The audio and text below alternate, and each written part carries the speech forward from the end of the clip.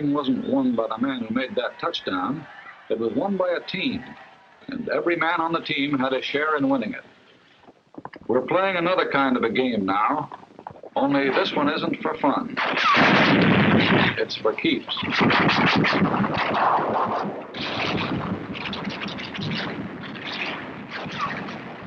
And this game won't be won by any single player either. It'll be won by a team called the United Nations. The ball will be carried by the men in the backfield. The tough little guy from China, Big Joe Russia, John Britain, and a guy called Yank, the four greatest backs in the world. So let's take a look at the men who carry the ball with us. Who are they? How do they live? What makes them tick? Let's start with the one that's toughest to understand, the one we know just enough about to confuse us, John Britain. Here's where he lives. A little island no larger than the state of Idaho. 500,000 people live in Idaho. 96 times that many live in Britain. The Nazis and the Japs scream about Lebensraum, living space. But there are more people on a square mile of Britain than a square mile of Germany or Italy or Japan. More congestion than practically any place on earth except the New York subway or a sardine can. And that's a clue that explains a lot about John Britain. We build front porches on our houses because we didn't want to miss the chance to see our neighbors. But John Britain hides himself in a little box and plants a hedge around that to make sure he doesn't. Living that close to neighbors, privacy is part of the pursuit of happiness. And in the sardine can called Britain, they learn to get on with their neighbors. They have to. He's too damn close. That's why they have so little crime in Britain. Believe it or not, even in wartime, the British cop does not carry a gun, nor does the professional crook. And in 1926, when the world heard of this stoppage of work in Britain, that industry, transportation, the whole life of the country had been paralyzed by a general strike, it was still more surprised next day to learn that the strikers were playing football with the cops. You can only understand that if you live in a sardine can. The second clue to this guy on our team. No part of Britain is more than 100 miles from the sea. Every day for hundreds of years, years of peace and years of war, John Britain has seen ships sail from his island to the 7 seas. That means that whenever John Britain wants to bust out of his sardine can, it's the sea that gets him. He's been busting out for hundreds of years, and that led to Australia, South Africa, New Zealand, Canada, and for that matter, the United States of America. How did John Britain get on our team? Remember 1938? The Yankees won the pennant. Wrong way, Corrigan. The last trains ran on the 6th Avenue L. Well, John Britain got excited about the same sort of things.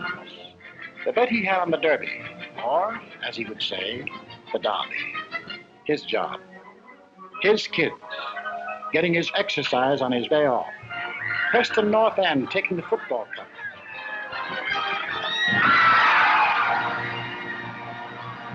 Only 300 miles away, people were cheering another kind of event.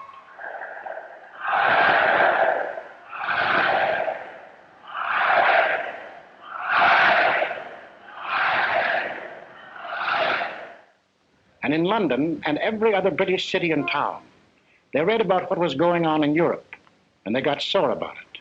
But they were also pretty well determined to keep it none of their business. Then, this looked bad. The Czechs had a mutual assistance pact with France, and France had one with Britain. This might mean war, even though everyone was anxious to avoid it. They'd been through one war, perhaps been wounded. Hundreds of thousands of their brothers and friends had been killed. There was nothing beautiful to them about war, and they had no desire for another. In the last desperate effort to preserve peace, the Prime Minister today flew to Munich. All was well. Britain, France, Italy, and Germany were signing a pact at Munich, a pact in which the Germans agreed they had no further territorial claims to make. It was to be peace in our time. But it turned out to be a strange sort of peace. Hitler's first move was to break the pact he had signed. Wishful thinking was ended. Now they knew something had to be done about Germany. They approved the Conscription Act, the first peacetime conscription in British history, just as the Selective Service Act was the first in American history.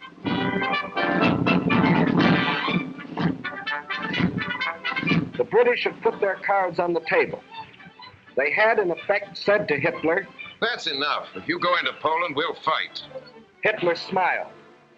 Like other would-be conquerors of Britain, Philip of Spain, Napoleon, Kaiser Wilhelm, he thought he understood the British. He didn't.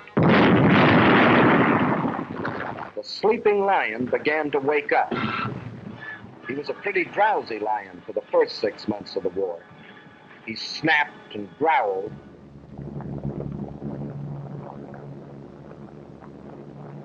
But he dropped more leaflets than bombs. He hoped that common sense would return to the German people and that they would throw out Hitler and the German warlords. Instead,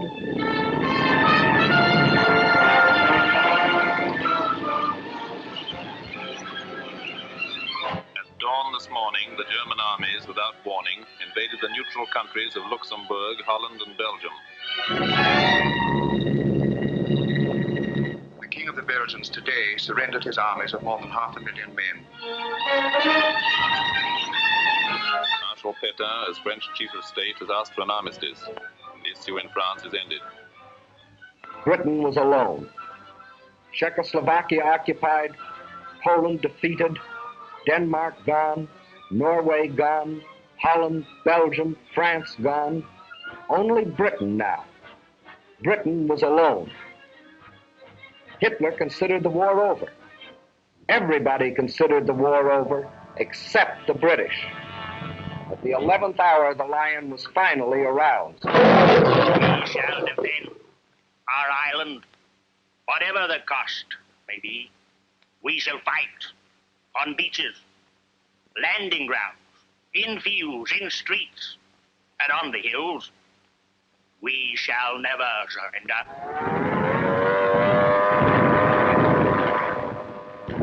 For a year, they took everything that the Nazis could throw at them. For one solid year, from June 1940 to June of 1941, they were the only major power fighting the greatest war machine in the world.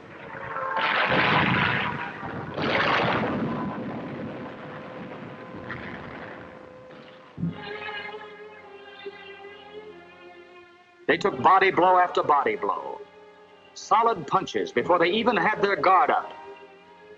All they did was take it on the chin and hang on to the ropes. They never went down.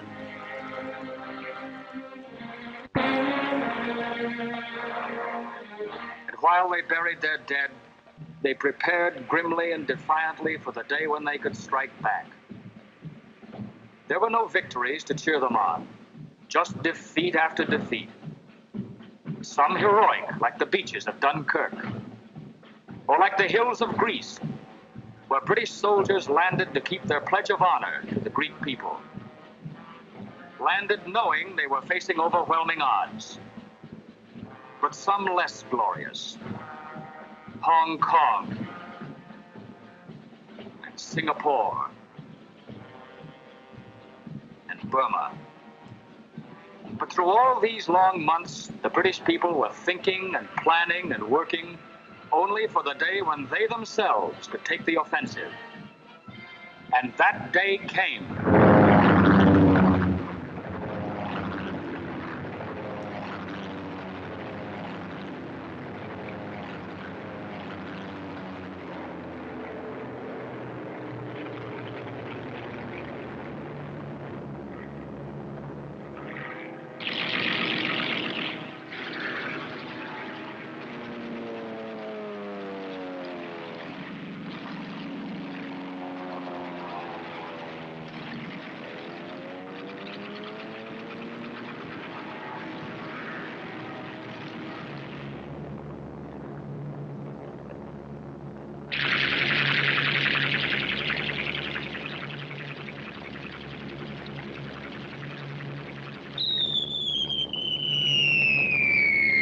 was the British that made the Germans realize that war could be brought to German soil, too.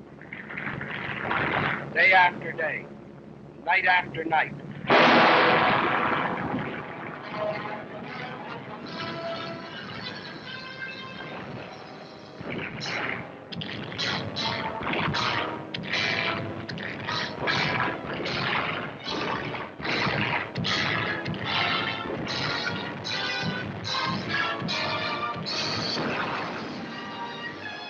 The offensive continues in greater and greater strength. That's in the air. And on the ground, 1,500 miles away in North Africa.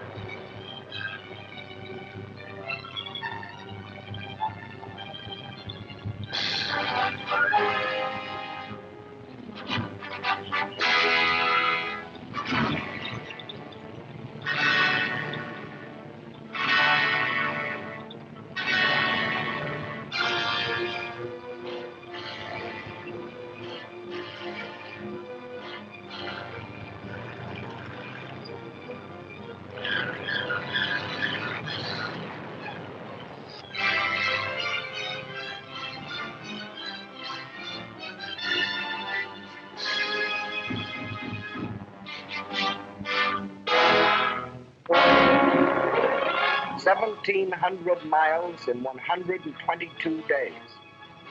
1,700 miles of sand and wind and enemies.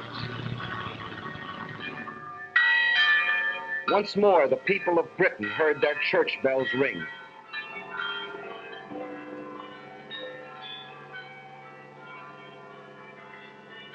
More than 3 years earlier, they had been warned that this would be the signal of invasion. But long since the nightmare of the threat of invasion had passed. Now the bells rang out a song of thanksgiving, a song of victory.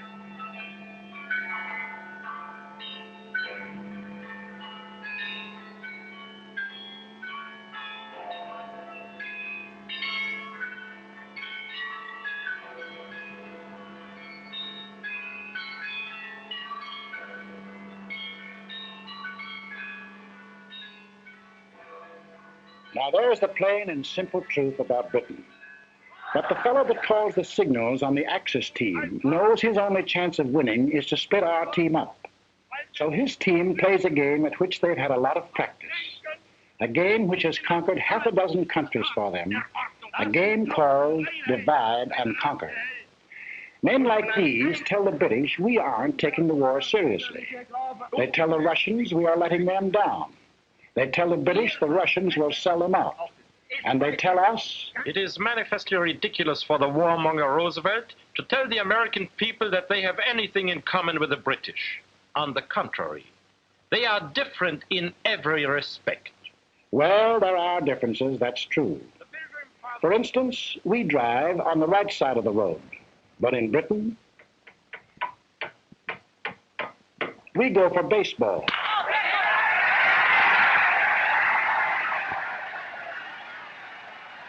They have a little number called cricket.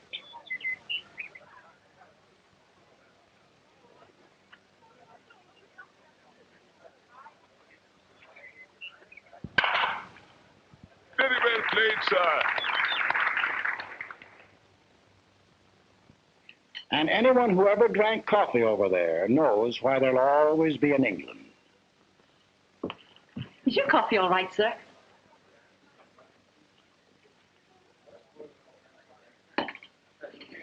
Give us a glass of half and half. Have you heard about it, boys? Give us another glass of half and half. Blimey, you'd have thought it happened to poor old Bill. And another bloke here. So I went in to sup my dinner, but it's that in buckets and I was getting swarch. Lad, that's bad. A man Tchaikovsky's smaller pianoforte works are best. Are they kidding, Jack? Why the cockamamie sprinkling some schmaltz mixed with celery tonic? Why do they all mush so much with corn cone in their mouth? You all can't understand a word they say. Yes, there are differences. But there are a few things that Britain and America do have in common. And these are the important things of life. A little thing called a free representative government. We call it Congress. They call it Parliament. A little thing called freedom of speech. No, in the next war, you've not got to go to it. They'll bring the war to you. And the thing is, if you take it from me, go and live at the Dorchester, because the trenches are just outside. This meeting is called on the auspices of the American Workers' Party, an organization dedicated to the organizing of the working class of America. Freedom of the press. Freedom of religion. They may not be important to Hitler, but all these things are the common heritage of John Q. Public and John Britain. 700 years ago, their ancestors fought for the Magna Carta. No one will we deny or delay, right or justice. 300 years ago, the Petition of Right. No man shall be compelled to yield any tax without act of Parliament. These principles came to our own country with the earliest settlers, and from them developed. Congress shall make no laws respecting an establishment of religion, or prohibiting the free exercise thereof, or abridging the freedom of speech, or of the press, or the right of the people peaceably to assemble. We may make gags about each other's accents, but we speak the same language of freedom. Even during the American Revolution, when we were at each other's throats, the Earl of Chatham was free to say about us to the British Parliament, "You cannot but respect their cause and wish to make it your own." And that is why in the heart of London, alongside his great naval hero, Nelson, John Britain has put George Washington. And in Parliament Square, the most sacred spot in the British Commonwealth of Nations, Abraham Lincoln. Of course, Hitler doesn't like this kind of talk. His job is to sell the British that we are a nation of money grubbers and gangsters. While in the next studio, he is selling us the idea that the British are gutless and dopes. The John Q. Public and John Britain are entirely different. All right, Hitler, where are these miners? Wales or West Virginia? These farmers, Devonshire or Wisconsin? These steel workers, Sheffield or Pittsburgh? These children, American or British, they live in lands which share the same hopes, the same ideals, and unlike the poor children of Germany, in lands where the truth is free.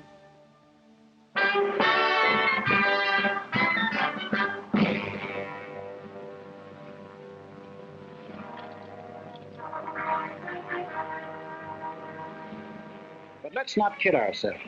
Britain is not the United States, and the United States is not Britain. For instance, we don't go in for this kind of thing. They do. But there's no mystery about that. Remember our grandmother's house? It was old-fashioned, out of date, patched and altered to suit each new generation, and filled with family relics even grandmother couldn't explain. Well, John Britain has been living in his house for a long time. And that's why to us, who live in a modern house that we built ourselves to suit ourselves, John Britain seems slow-moving and cluttered up with ancient traditions. Kings, for instance. The present king rode to his coronation in the same coach, to the same church, for the same ceremony as his ancestors did. But the job he took on is very different from theirs. There have been some changes made, for the British king can no longer make laws or impose taxes or interfere with government.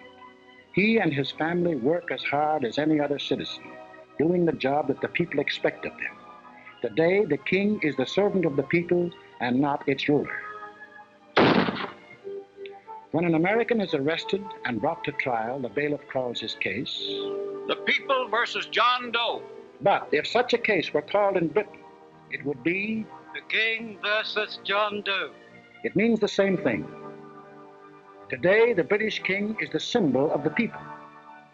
The British are great fans of the fellow in Buckingham Palace, but when they sing God Save the King, they're not worrying about his health. They mean God bless the British people. And the dukes and the earls? But in 1911, the people took away the last remaining power of the lords to block the action of the people's representatives. Dukes and earls don't run the country anymore. Today, there are only two people who do that. John Britton and his wife. They go to the polls, just as Mr. and Mrs. John Q. Public do here, and elect their representatives to the House of Commons. And there they fix the taxes and make the laws. And if John wanted to get rid of the lords, his representatives in Commons can at any time vote them out of existence. But John doesn't want to get rid of them. So he confuses us by keeping dukes and lords in a country where unions have long been accepted as an essential part of the democratic system, where the Labour Party, controlled by the unions, is one of the two great political parties, where longshoremen and railroad engineers have been ministers of the Crown, and where for 30 years he has had a system of social security even more extensive than our own. So when you read about Lord Louis Mountbatten or Lord Beaverbrook, former head of aircraft production, don't think they got their jobs because of their titles. They got them because they were the best men for the jobs. Just as Ernest Bevin, formerly a Labour leader and now a member of the War Cabinet, Herbert Morrison, who started life as an errand boy and is now Minister of Home Security, got their important jobs because they were the best men for them. With the things on the surface, the unimportant things, their John Britton and our John Q. Public differ. But the important part of their lives, they run the same way, the democratic way, the free way. But this gentleman never bothered about the truth. And when John Britton started carrying the war to Germany, he tried a new line. The warmonger Churchill only wages this war against the German people to save the British Empire. All right, let's take a look at that one. Here's the British Empire. And here's where the Germans were headed when Britain declared war. Does that look like trying to save the empire? Tackling Germany when it was headed into Poland and toward Russia? The one direction in which there were no British possessions? After Poland fell, Hitler hinted of peace with the British. This was the perfect chance to save the empire. But it wasn't saving the empire that the British were thinking about. The position of His Majesty's government in respect of any peace offer by Hitler. We are not, in any circumstances, prepared to negotiate with him at any time on any subject. And after Britain had been on the losing end, month after month, it had another chance to save the empire. Even now, Hitler thought John Britton would make a deal. We heard the British answer.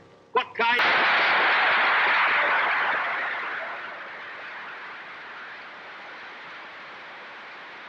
And let's take a look at this British Empire. The freedom we fought for in 1776, Britain has since freely given to Canada, Australia, New Zealand, South Africa. These are independent nations with their own parliaments, their own laws, even their own money systems, their own tariffs, which often work to Britain's disadvantage, their own armies and navies. Britain couldn't even take them into war if she wanted to. That's a problem they settle for themselves. Each one of the British Commonwealth of Nations declared war on Germany of its own free will. Of course, no one ever talks about the British Empire today without mentioning India. And men of goodwill in Britain, as well as other countries, have been outspoken in their demands for Indian freedom. For no man who believes in democracy can support foreign rule of any people. But there are things that many of us do not know about India. For instance, that India pays no taxes to Britain, either directly or indirectly. That the Indians fix their own tariff laws, frequently to Britain's disadvantage. That of the Viceroy's Executive Council, 11 of the 15 members are Indians. And in the courts, 10 of every 11 judges. Furthermore, that no Indian is ever conscripted for service in the Army and Navy. It was voluntary enlistment that raised the Indian Army from 170,000 at the outbreak of war to 1.25 million today. And on the subject of India, listen to the words of Field Marshal Jan Christian Smuts.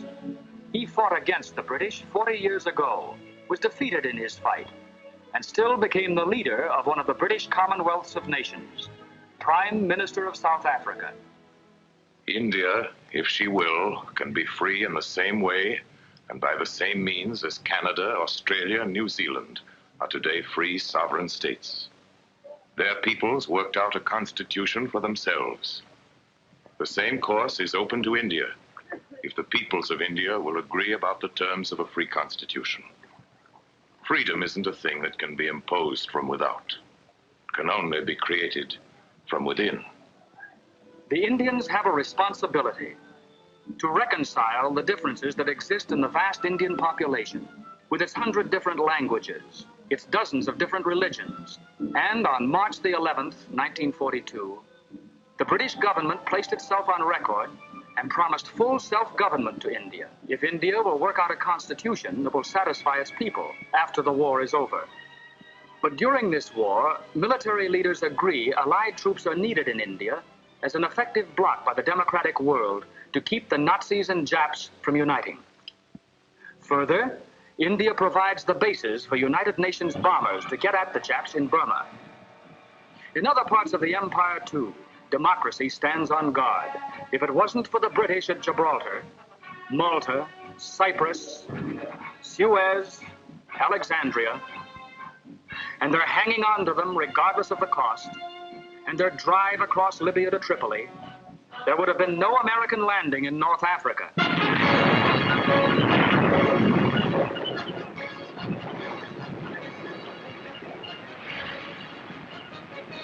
There's another tune the Nazis play about the British Empire. The British are sitting back, letting others fight the war for them. Ooh, we know that tune very well. Britain will fight to the last Australian or Canadian or New Zealander. The truth that thousands of Canadians and Australians and New Zealanders have gallantly fought and gallantly died in Crete, in Greece, in Libya. But there's something the Nazi mouthpiece leaves out, something pretty important. Out of every 10 inhabitants of the British Empire, 1 comes from Britain. But of the casualties suffered so far in this war, 7 out of 10 were born and raised in Britain. 1 of 10 in population, 7 of 10 in casualties. And in the air, of the planes flying with the RAF in Britain, 2 out of 3 are manned by crews from the island. And of the planes on the overseas fronts, the Western Desert in Africa and the rest, 4 out of 5 are manned by boys from Britain. And then there's a little thing called the British Navy. From 1588, when it licked the Spanish Armada, to 1940, when we got moving on a 2-ocean navy, the greatest battle fleet in the world. That, too, is manned almost entirely by men of Britain, the little island in the Atlantic, an island of seafarers. And the British Merchant Navy, still the greatest merchant navy in the world, in spite of all that Hitler can do. Men from every British town and village in the stokeholds of 10,000 ships, on ice-coated decks, in grimy engine rooms, men who have been torpedoed twice, 3 times.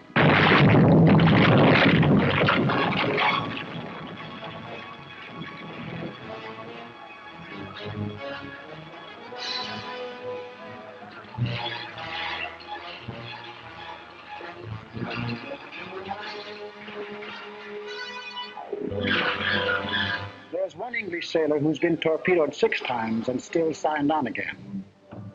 But we never hear about these things because of a curious character whose ways will never be completely understandable to an American. John Britton himself. He has an idea he shouldn't talk about himself and what he does. He calls it bad form. We call it damn silly. He'd say of a Spitfire, "Oh, she's not bad, little kite." But this man, the boss of the German Air Force, can tell us that the Spitfire has been the most deadly fighter in the world. And we certainly need an interpreter when this happens. Hello, Bob. Had a good trip? Oh, all right. All right. Except that he spent 2 days in the icy waters of the North Atlantic after being torpedoed on the way to Murmansk. See this man? His name is Whitten Brown. And this man, believe it or not, is the first man who flew the Atlantic non-stop. In 1919, 8 years before anyone else, he and John Alcock flew non-stop from Newfoundland to Ireland. But as usual, the British let it go at that, and Whitten Brown went back into obscurity. There's nothing wrong with John Britton that a correspondence course in showmanship wouldn't cure. For a moment, imagine that you're not American, but British. You'd still be in uniform. For in Britain, every man between the age of 18 and 41, unless he cannot be replaced at a vital workbench, is already in uniform. Your old man, too. He's had to quit gassing about the last war, for they're now starting to draft men up to 51. Dependents or no dependents. If you've got yourself into this mess, your draft board will say, "Frightfully sorry, old chap, but you're in the Army anyway." And your kid sister, if she isn't a sailor, or in the Air Force, or the Land Army, or a ferry pilot, or in the fire brigade, she's probably in the Army. For they've drafted unmarried women up to 30. That's 9,000! And even if she's married, every woman up to 41 can be drafted to work in war plants. And it's a real draft. For 8 million workers, men and women, can't quit their jobs or be fired without government permission. Britain is only 20 miles from German guns and German planes. Everybody, man or woman, young or old, is in the front line.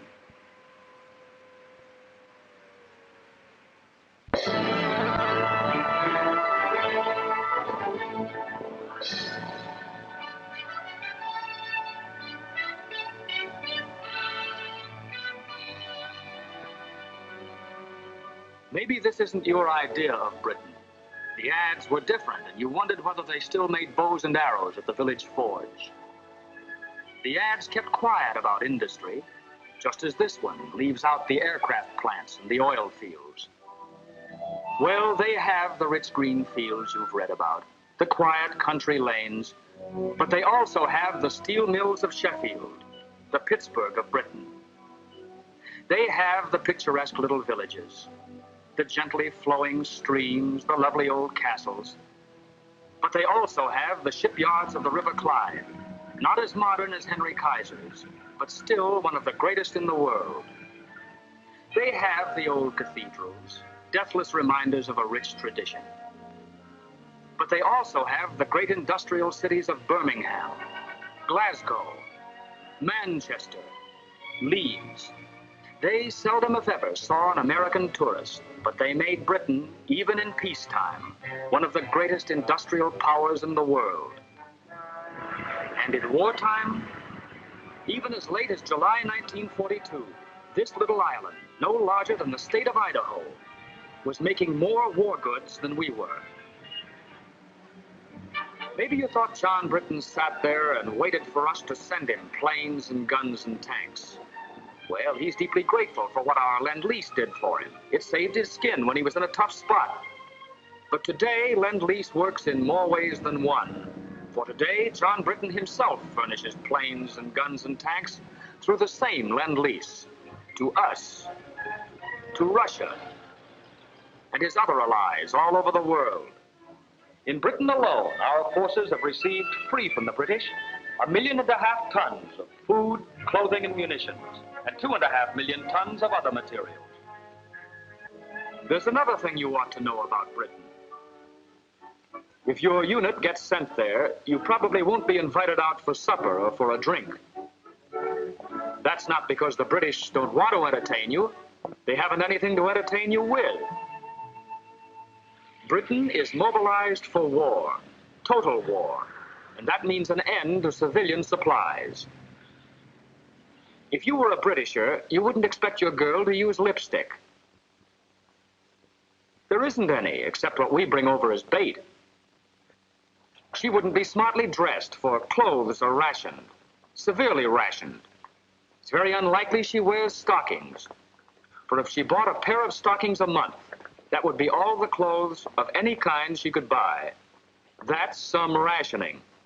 We think our gas rationing is tough, but John Britain gets no gas at all. He goes to a pub to buy a bottle of whiskey. The pub keeper laughs in his face. Grain is needed for industrial alcohol. Industrial alcohol is needed for munitions. And nearly all the reserve stock of British whiskey is kept for sale to America to pay for the goods Britain buys here. For don't forget, besides Lend-Lease, Britain buys and pays for vast quantities of goods. And it was the cash purchases that Britain made before we entered the war that gave our munitions industry its start and enabled us to build it up in record time. He goes to buy a pack of cigarettes. There probably aren't any. But if there are, 2 shillings, please. That's 40 cents for a pack of cigarettes.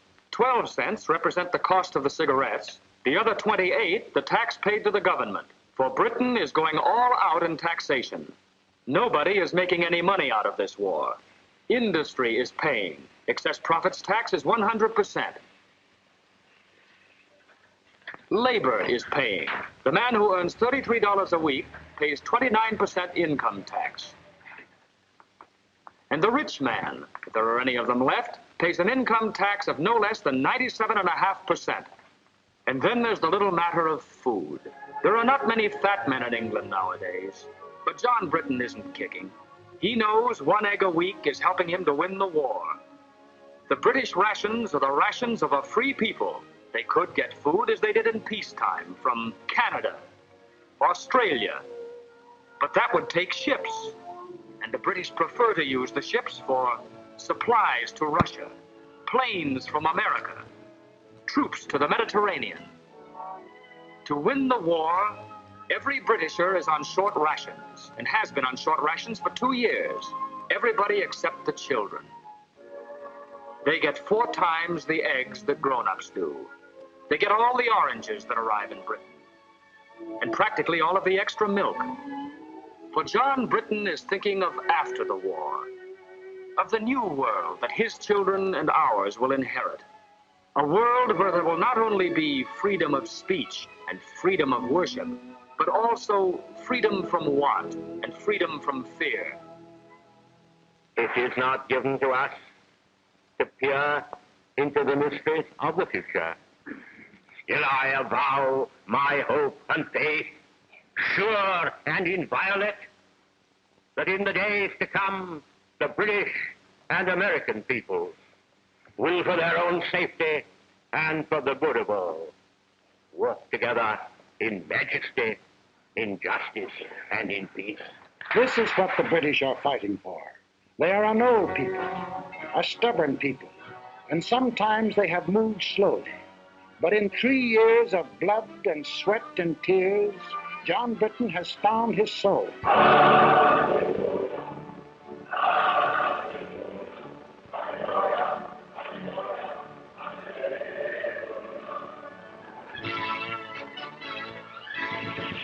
Now he is tough. Now he is determined, and now he knows where he is marching, to victory and to a new world.